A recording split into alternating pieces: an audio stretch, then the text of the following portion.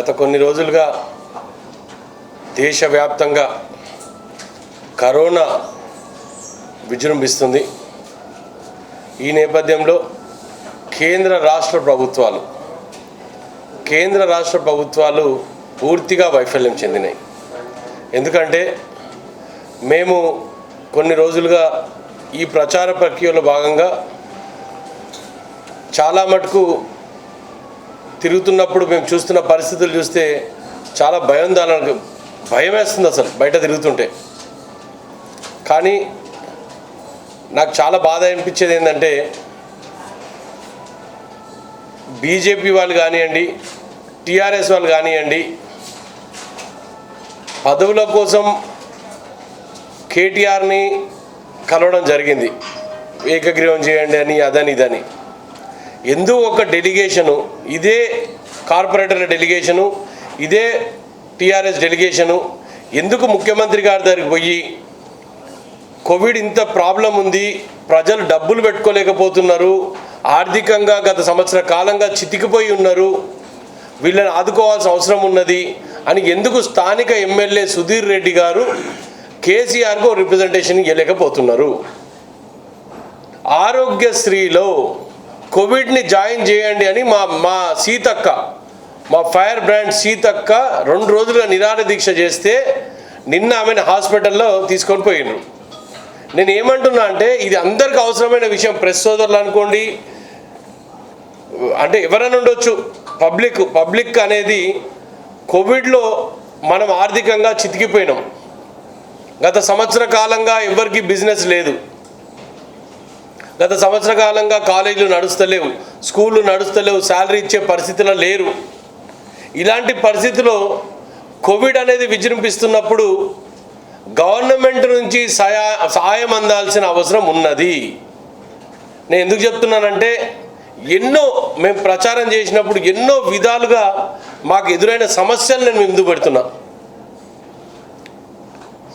ఇక్కడున్న నాయకత్వం, నేను మరొకసారి చెప్తున్నా, ఇక్కడున్న నాయకత్వం ఎందుకు డెలిగేషన్ తీసుకొని వాళ్ళ కారులో ఎక్కించుకొని, ఇదే బీజేపీ కార్పొరేటర్లను మొన్న ఎక్కించుకున్నట్టు వాళ్ళ కారులో ఎక్కించుకొని ఎందుకు గవర్నమెంట్ని రిప్రజెంట్ చేయట్లేదు స్థానిక శాసనసభ్యుడు సుధీర్ రెడ్డి గారు? కోవిడ్ ఇంత భయాందోళన సిచ్యువేషన్ ఉన్నప్పుడు ఆర్థికపరమైన ఇబ్బందులు ప్రతి ఒక్కరం ఎదుర్కొంటున్నాం. ఎన్ని ఇబ్బందులు అంటే అన్ని ఇబ్బందులు ఉన్నాయి. ఈరోజు ఆర్థికపరమైన ఇబ్బందులు ఉన్నాయి. కాబట్టి నా ప్రధాన డిమాండ్ ఈరోజు మరొక్కసారి, నేను కోవిడ్ స్టార్ట్ అయినప్పటి నుంచి గత సంవత్సరం నుంచి ఈ రోజు వరకు కూడా నాది ఒకటే డిమాండు, కోవిడ్ని ఆరోగ్యశ్రీలో జాయిన్ చేయండి. చాలామంది మీడియా మిత్రులు కూడా దీని బారిన పడిన వాళ్ళు ఉన్నారు. దీన్ని మీరు గట్టిగా రాయాల్సిన అవసరం ఉన్నది.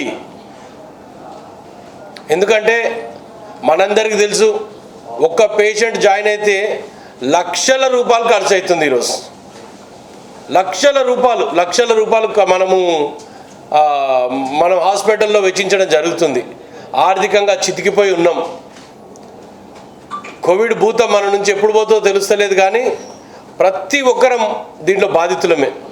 ఒకరు వాళ్ళ చిల్లలో, వాళ్ళ అక్కనో, వాళ్ళ బావనో, వాళ్ళ అమ్మమ్మనో, వాళ్ళ నాన్నమ్మనో, ఎవరో ఒకరైతే మనందరిలో ఒక బాధితుడు ఉన్నాడు. గవర్నమెంట్ ఎందుకు ఇంత నిర్లక్ష్యం వహిస్తున్నది? మందులు తయారు చేయలేని పరిస్థితుల్లో ఈరోజు గవర్నమెంట్ ఉంది అంటే నిజంగా బీజేపీ గవర్నమెంట్ అసలు ఏం చేస్తుందో అర్థమవుతలేదు నాకు. వృధా ఖర్చులు ఎక్కువ పెట్టి ఏదైతే అవసరం ఉంది, ఈరోజు కోవిడ్కి టీకాలు అనుకోండి, కోవిడ్ టీకాలు లేకపోవడం ఏందండి? 14 నెలల నుంచి కోవిడ్తో సఫర్ అవుతున్నాం మనము. కోవిడ్కి మందులు మీరు ఎందుకు ప్రొడక్షన్లో స్టాప్ చేయడం జరిగింది? ఎందుకు అవసరం లేనప్పుడు మీరు పాకిస్తాన్కి ఎందుకు ఎక్స్పోర్ట్ చేస్తున్నారు? ఇవన్నీ చేసే కన్నా మన దగ్గర ఉన్న పబ్లిక్కి, మన దగ్గర ఉన్న ప్రజానికానికి, మన దగ్గర సఫర్ అవుతున్న కుటుంబాలను మీరు ఎందుకు ఆదుకోవట్లేదు? కోవిడ్ అనేది ఈరోజు అసలు మీరు నమ్మండి నమ్మకపోండి ఎవ్రీ ఫ్యామిలీ హిట్ అయి ఉన్నది.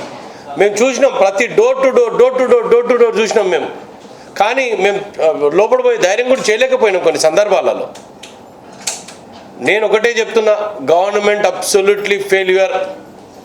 పబ్లిక్కి ఒక చిన్న విజ్ఞప్తి నాది.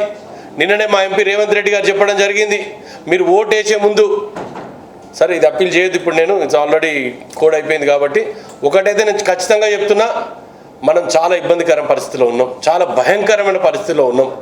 మీరందరూ కూడా ప్రజానికం కూడా అర్థం చేసుకోవాల్సిన అవసరం ఉన్నది ఈ విషయాన్ని. ఒక్కసారి మీరు అంచనా వేసుకోండి. ఎందుకు రాష్ట్ర కేంద్ర ప్రభుత్వాలు విఫలమైనవి, ఎందుకు దీనిపైన శ్రద్ధ లేదు, ఎందుకు ఇంజెక్షన్స్ రావట్లేదు, ఎందుకు వ్యాక్సినేషన్ జరగట్లేదు, ఎందుకు దీని వార్ ఫుటింగ్ మీద తీసుకోవట్లేదు మనం, ఎందుకు దీని ఆపరేషన్లో డిలే ఉన్నది, ఇవన్నీ ఒక్కసారి మీరు గుర్తు చేసుకోండి. ఎందుకు గవర్నమెంట్ అంటే ఏంది, మనకు కావాల్సింది ఏంది, మనకి ఇప్పుడున్న పరిస్థితుల్లో మనకు కావాల్సింది కోవిడ్ మీద నియంత్రణ, కోవిడ్ బారిన పడుతున్న కుటుంబాలను ఆదుకోవాల్సిన మినిమం గవర్నమెంట్కి ఉండాలి. గవర్నమెంట్ నేను మరొకసారి రిక్వెస్ట్ చేస్తున్నా, రేషన్ షాప్లలో మీరు పథకం రిలీజ్ చేయండి. 11 ఐటమ్స్ సంబంధించిన హౌస్ హోల్డ్కి ఏవైతే అవసరం ఉంటాయో అవన్నీ కూడా రాష్ట్ర ప్రభుత్వం కేంద్ర ప్రభుత్వం కూడా తీసుకోవాల్సిన అవసరం ఉంది. బీజేపీ ప్రభుత్వం ఇంత గొప్పలు చెప్పుకుంటుంది కదా, కోవిడ్లో ఇన్ని ఎలక్షన్స్ కొట్లాడొస్తున్నారు కానీ కోవిడ్ మీద ఒక్క రోజు కూడా ఒక ఇంటర్వ్యూ పెట్టలేక ఒక్క సమీక్ష చేయలేని పరిస్థితి అమిత్ షా గారికి ఉన్నదంటే కోవిడ్ మీద ఉన్న వాళ్ళకున్న పబ్లిక్ మీద ఉన్న వాళ్ళకి శ్రద్ధ ఎంతో అర్థమవుతుంది. స్థానికంగా బండి సంజయ్ గారు, స్థానికంగా కిషన్ రెడ్డి గారు ఏం చేస్తున్నారు సార్? మీరందరూ మీ గవర్నమెంట్ ఉంది సెంట్రల్లో, ఒక్కసారి ఆలోచించండి. ప్రజానికం ఇబ్బందిలో ఉన్నాము, ప్రజలు ఇబ్బంది పడుతున్నారు. కోవిడ్ మీద మీరు కోవిడ్ మీద జాగ్రత్త తీసుకోవాల్సిన అవసరం ఉన్నది, శానిటైజేషన్ జరగాల్సిన అవసరం ఉన్నది, స్థానికంగా వ్యాక్సినేషన్ జరగాల్సిన అవసరం ఉన్నది. ఇవన్నీ కూడా మీరు వార్ ఫుటింగ్ మీద చేయాల్సిన అవసరం ఉన్నది. ఇది మేము చెప్పాల్సిన అవసరం లేదు. మేము స్థానికంగా చాలా చిన్న పోస్టులలో ఉన్నోళ్ళం మేము చెప్పే అవసరం పడకూడదు మీకు.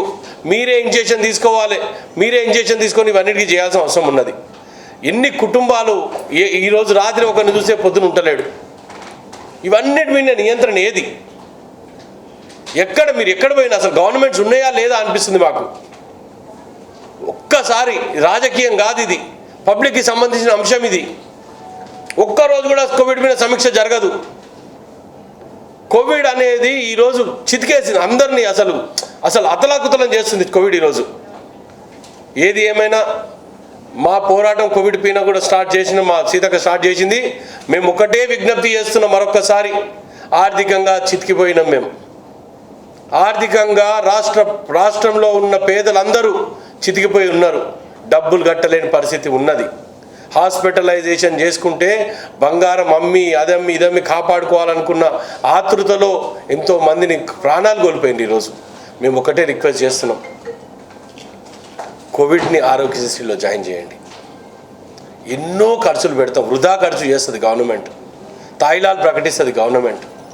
ఆ తాయిలాల్లో ఇది ఒక్కటి యాడ్ చేయండి ప్లీజ్. ఎందుకు చెప్తున్నానంటే మనందరం ఎవరైనా పొలిటికల్గా ఉన్నారు ప్రతి ఒక్కరు కూడా ప్రజాశ్రేయస్సు కోరుకొని చేసేవాళ్ళే కాబట్టి మీరు కూడా ఆలోచన చేసి ఎక్కువ డిలే చేయబాకండి. ఇవన్నీ డిలే చేయకండి, వ్యాక్సినేషన్ పెంచండి, కోవిడ్కి కావాల్సిన ఇంజెక్షన్లు అన్నీ తీసుకురండి. ఇవన్నీ చేస్తేనే మనం బతుకుతాము. ప్లీజ్ గవర్నమెంట్కి నాకు మరొకసారి అప్పీల్, కేంద్ర రాష్ట్ర ప్రభుత్వాలకు, ఇక్కడున్న స్థానికంగా ఉన్న ఎమ్మెల్యేకి కూడా మరొకసారి రిక్వెస్ట్ చేస్తున్నా, సార్ ప్లీజ్ ఒక డెలిగేషన్ తీసుకుపోండి. డెలిగేషన్ తీసుకుపోయి కేటీఆర్ గారితో కేసీఆర్తో మాట్లాడి ఆరోగ్యశ్రీని మీరు కాంగ్రెస్లో ఉంటే కంపల్సరీ ఈ విషయం మీరు తీసుకుంటోళ్ళు. అన్ఫార్చునేట్లీ మీరు టీఆర్ఎస్లోకి పోయినందుకే ఈ విషయం తీసుకోలేకపోతున్నారని మాకు అర్థమైంది. నేను ఒకటే అడుగుతున్నా, కోవిడ్ని ఆరోగ్యశ్రీలో జాయిన్ చెయ్యండి. Thank you very much.